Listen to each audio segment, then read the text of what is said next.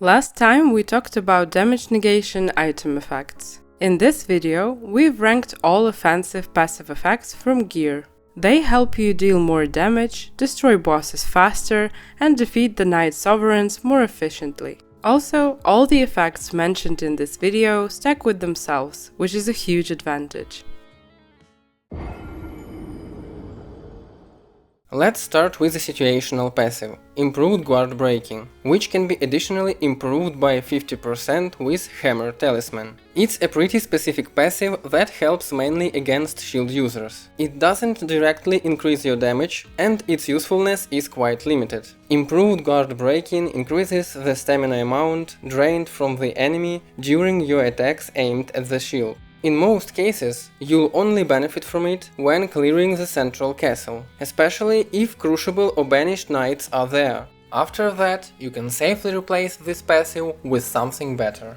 Since none of the Knight Sovereigns use shields, this effect won't help in most boss fights. All it really does is let you trigger a guard break, giving you a chance to land a critical hit. That's it, a very niche passive, powerful only against shielded enemies. The damage boost percentages for the improved attack power at low HP look pretty strong on paper.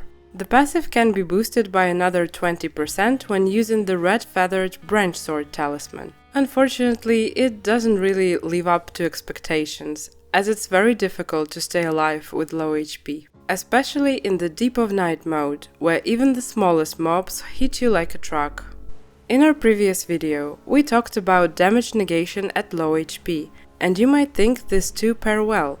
They don't. If you're building around low HP, you usually need to fully commit to damage negation passives in every slot. Mixing in damage buffs makes the build less survivable. To be fair, the effect unleashes some serious damage. And if you're a pro Nightfarer, able to deliberately keep your HP low while dodging like a god, this effect is right up your alley. If you're one of those players, you're most welcome to boast in the comments.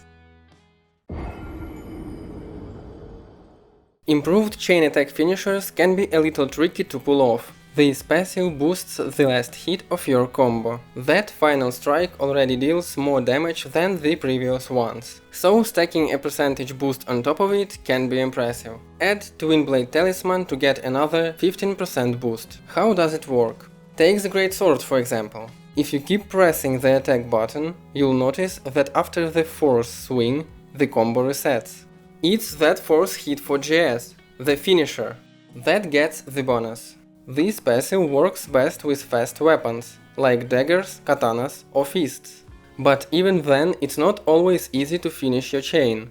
You need to complete the entire combo uninterrupted. If you get staggered, run out of stamina or miss your timing, you'll need to start the sequence over. And of course, you have to actually land the finishing blow on the enemy for the effect to count. If you like playing aggressively, chaining full combos into enemies, this passive can reward you with some incredible burst damage. But making it work takes commitment and risk. Trying to finish the chain instead of avoiding hits can cost you.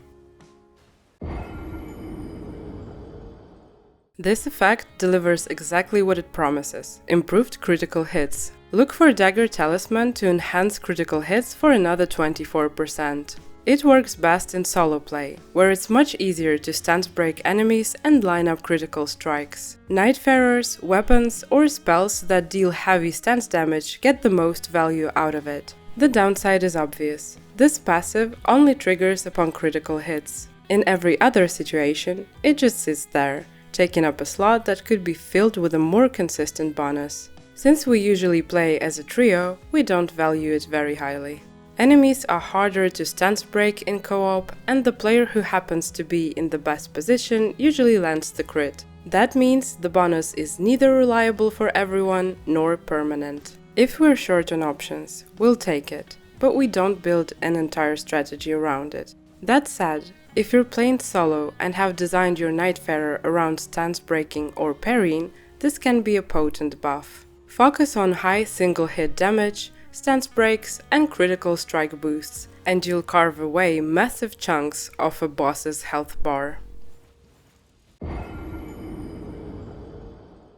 Guard counters provide most impact when playing as the Bird Warrior. Guardian's Great Shield allows him to perform guard counters right off the bat. In addition, this character has a unique charge attack with Halberd when performing guard counters. Also, there are relics and boss rewards that increase damage or provide additional effects to this mechanic.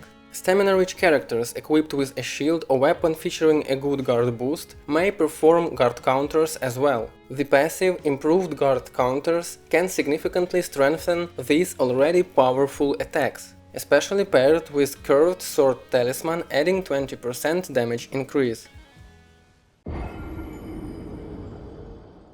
Improved charge attacks can offer a solid damage boost if you're a power attack fan. Some weapons and movesets are practically begging to be used this way. If you've already memorized enemy moves or simply enjoy the rhythm of charge swings, this passive can be immensely rewarding. After all, what's better than making an already powerful attack hit even harder? Using the Axe Talisman dials it up, adding another 12% damage to charged attacks. This passive shines brightest on characters with high poise, like Raider or Guardian, since they can tank hits while charging. I personally love using charge attacks on Wylder, especially with fists or great spears. Weapons with quicker charged attacks like daggers, twin blades, katanas or claws can make this passive work on almost any melee-focused character. Remember those builds back in Elden Ring? Everyone was jumping around with blood-infused twin blades, curved swords or massive colossals. You can pull off something similar in Nightreign, maybe somewhat less effective but still solid. You'll be breaking stances and dealing massive bursts of damage. The improved jump attacks passive makes this playstyle even deadlier. And if you complete it with the Claw Talisman, you can throw another 12% boost on top. This setup works best on Raider, especially when using dual colossal weapons or great hammers. You can push it even further with the relic effect improved stance breaking when wielding two armaments. That way, your jump attacks not only deal huge damage, but also break enemy stances faster, opening them up for easy critical hits.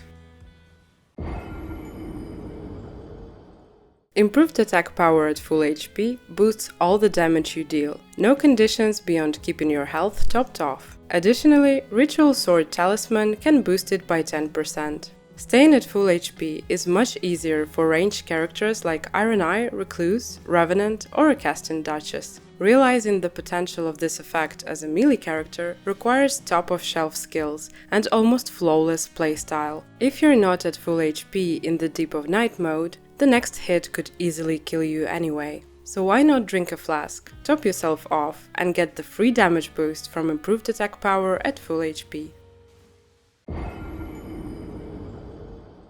Improved fire, lightning, magic or holy attack power can be actually useful when facing Night Sovereigns weak to a specific element. These passives are strong, but not universal. They only boost one certain elemental part of weapon, sorcery or incantation damage. Whereas Scorpion Talismans grant 15% more elemental attack power, but lower physical damage negation by 3%. So, if you already found a weapon, staff or seal that you plan on using for the rest of the run, picking the matching damage boost is a sound idea. Moving on to the top tier, we'll start with the passive effect Improved Skill Attack Power. The name might sound confusing, but it specifically refers to weapon skills. You can stack it with the Warrior Jar Shard Talisman for an additional 15% boost to weapon skill damage and Godfrey Icon Talisman that raises the attack power of charged spells and skills by 18%. Weapon skills often define the run's outcome. A skill of the right damage type can completely turn the tide of even the toughest boss fights. Here's an interesting detail. Weapons of purple rarity and above always have static weapon skills. And we like that, because you know exactly what to expect from them. This also means you can practice these weapon skills on the training ground. Take some time to explore the weapon scales to see which character they fit best. Usually, these are close combat characters, especially Wylder, who's the most versatile with weapons, but there are exceptions. For example, Cipher Pata and Coded Sword work best in the hands of Recluse and Revenant, since both weapons scale exclusively with Faith. So, choose your character, pick weapons mined in the scales, and power up your favorite skills through the effect. Room for experimentation and testing is huge here. Lots of fun and absolute cinema moments guaranteed. If your favorite character is Duchess in a caster or spellblade build, then the improved Sorceries passive is made for you. If you prefer the small but mighty Revenant, your go-to choice is improved Incantations. And of course, both passives work perfectly on Recluse, depending on how you build her. For extra power, pair it with the Graven School Talisman to boost sorceries, or the Faithful's Canvas Talisman to enhance incantations. Both increase your spell damage by 11%. The type of spell damage doesn't matter. What matters is that you are using sorceries or incantations, charged or not. Not much to add, we really love this passive. It's simple, clear and effective. You know what's even better than improved sorceries or incantations? Improved charged sorceries or incantations. First, the percentage boost for improved charged sorceries or incantations is higher. Second, charged casts deal more damage overall, more stance damage, and cost the same FP amount as regular casts. The only trade-off is that they take longer to unleash. So if you're chasing maximum damage, you should always prioritize the charged cast enhancement. Combine it with the Godfrey Icon Talisman, raising the attack power of charged spells and skills by 18%. With this setup, your charged casts don't just hit harder, they absolutely destroy enemies.